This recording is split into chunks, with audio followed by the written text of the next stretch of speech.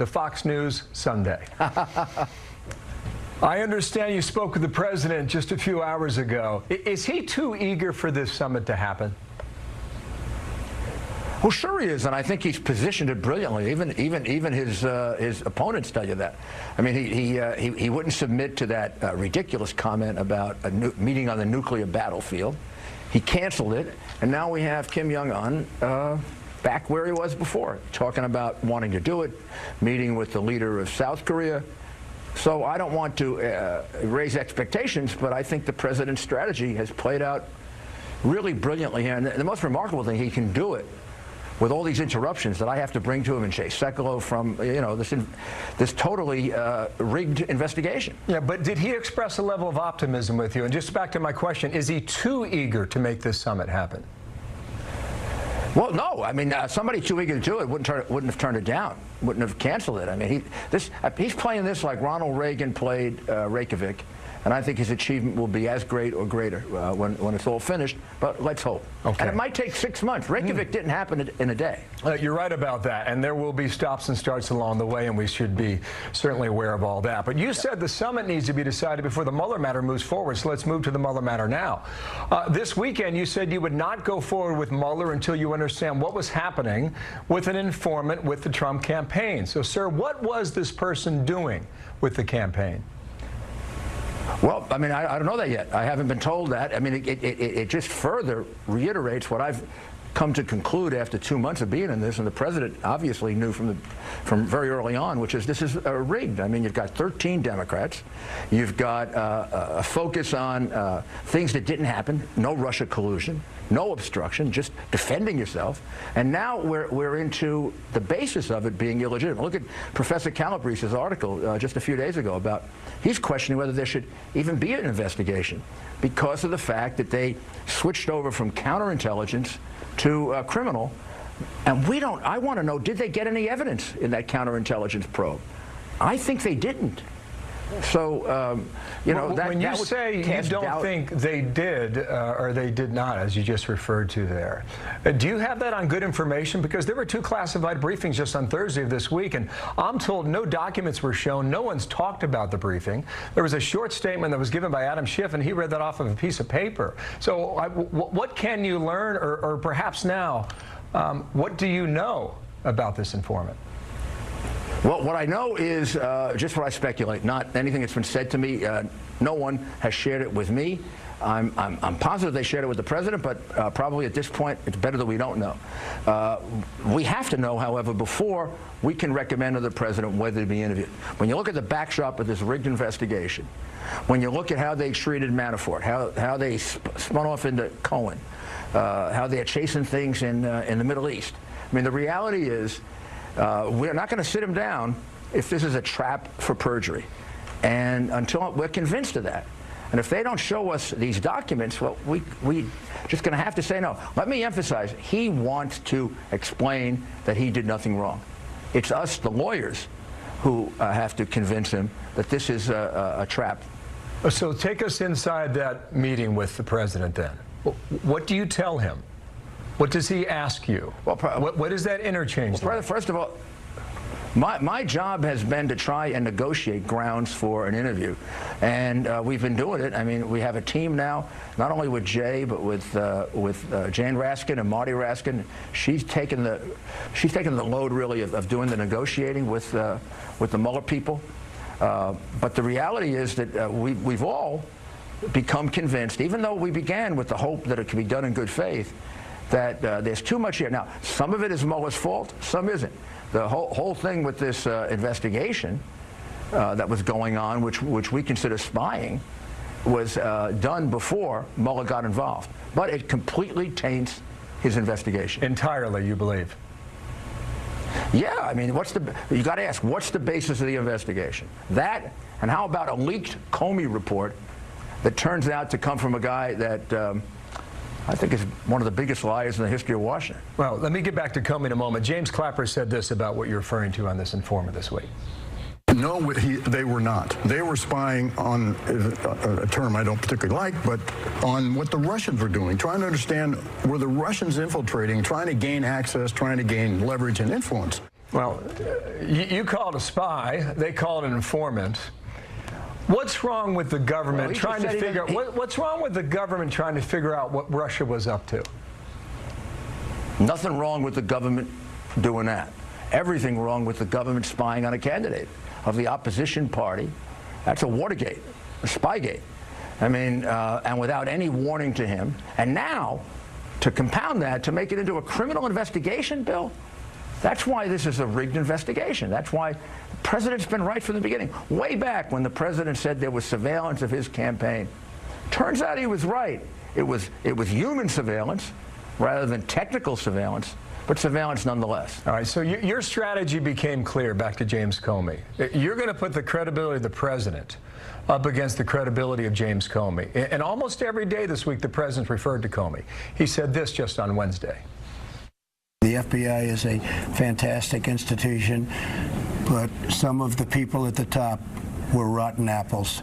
James Comey was one of them. I've done a great service for this country by getting rid of him, by firing him. So on that same day, James Comey tweeted this. He said, "Facts matter. The FBI's use of confidential human sources, the actual term, is tightly regulated and essential to protecting the country. Attacks on the FBI and lying about its work will do lasting damage to our country. How will Republicans explain this to their grandchildren?" So you're putting James Comey on trial, and now listening to you talk today, you're also putting the government on trial based on that investigation, saying it's not legitimate. I understand where you're coming from, Mr. Mayor, but how does this end?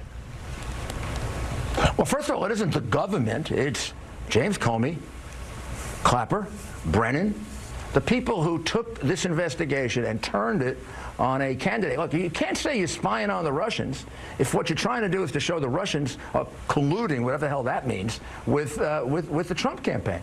So the spying turned on the Trump campaign. When it did that, the president should have been briefed. If he wasn't, it'd be an outrage. And then, at that point, the Trump campaign should have been briefed to be asked to cooperate, not treated like criminals when there was no proof of any collusion. Now, we're a year and a half later, and there's no proof of collusion. So stop the investigation. Stop spending $20 million more. If they do not do that, does the president have to fire someone? The president's not going to fire him because that would be playing into their hands of playing, victim, Watergate. They're the Watergate. They're the people who have committed the crimes. What we have to do is go to court and seek protection from the court, if we have to do that. Our first thing is, we sure as heck are not going to testify unless this is all straightened out. Unless we learn the basis of that Russian investigation, they're not going to tell us, because the basis is going to turn out, when it's spread to Trump, to be unethical or illegal. They're going to have to tell us what they have found so far on the basis of the investigation. Russian collusion. Here's what they found. Zero, nada, nothing. President, maybe they should wake up and realize the president is innocent. That's why he wants to testify. And because of them, we don't want him to testify, because they're not fair. They have rigged this investigation against him. 13 Democrats, angry as heck, and some of them there at Hillary Clinton's funeral. Yeah. I mean, terrible. When she was supposed to have a victory party. We are a long way from an interview, aren't we? Well, maybe we're not a long way from deciding we won't have one. And then they're going to have to go on what they have, and everybody's going to find out they don't have anything. But earlier in the week, you said if the summit matter is decided, you could sit down in early July, and maybe part of Mueller's report comes out in early September. Is that timeline still viable? It is, if we could get over what seem to be fairly mental problems that keep growing. We don't create them, Bill. They created the problem of this, what do you want to call it, Spygate investigation, improper investigation of a candidate. Why does everybody get all upset when they invade the Democratic National Committee? Republicans do, and now they've invaded the Trump campaign. Nobody's angry, didn't warn them. If you sit for an interview, you could walk into a perjury trap.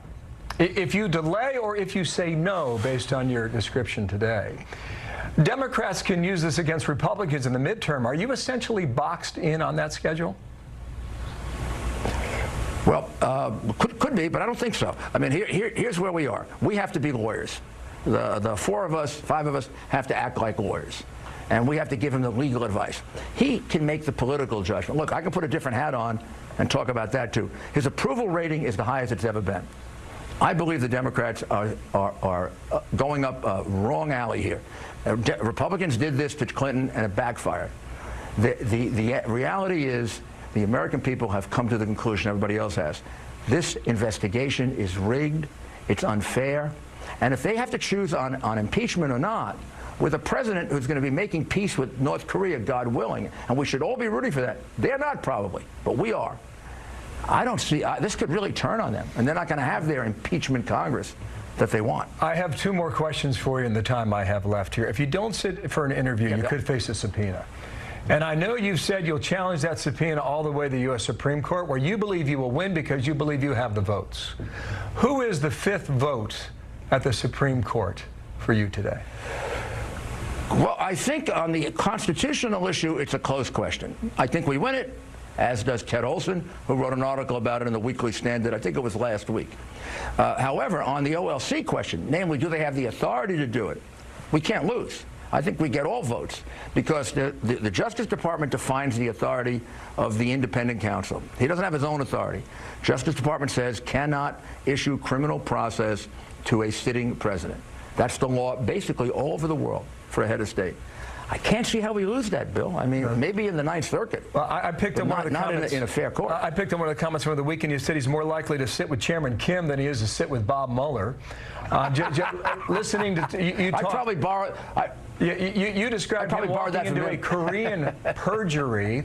I mean, just listening to you, I don't believe this interview will ever happen. Am I wrong, sir? No, if they can satisfy us, it could happen. He wants to do it.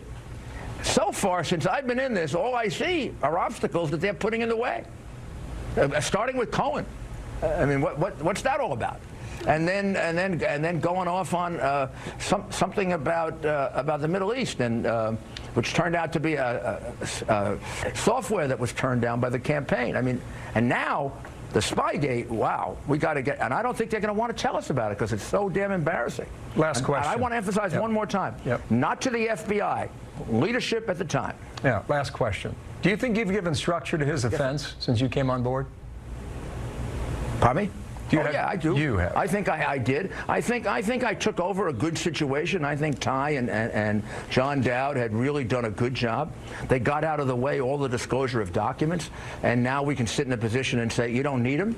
Also a way to resist the subpoena. And I think they had pretty much defined the fact that this interview had to be on our terms, or we can't do it.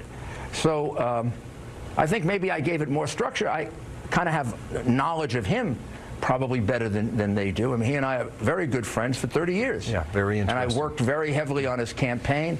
So I know this great desire he has to testify, but I also know this is an intelligent man who's got a lot of other things to do. And I can't stand it after this interview is over later today. I'll wait for him to call me. I can't interrupt what's going on with I can't interrupt a briefing with Bolton and Pompeo and stuff. This is not important enough. Mayor Giuliani, thank you for your time. Thanks for spending part of your Memorial Weekend with us. Thank you. Thanks. Thank you, God bless you, and God bless America.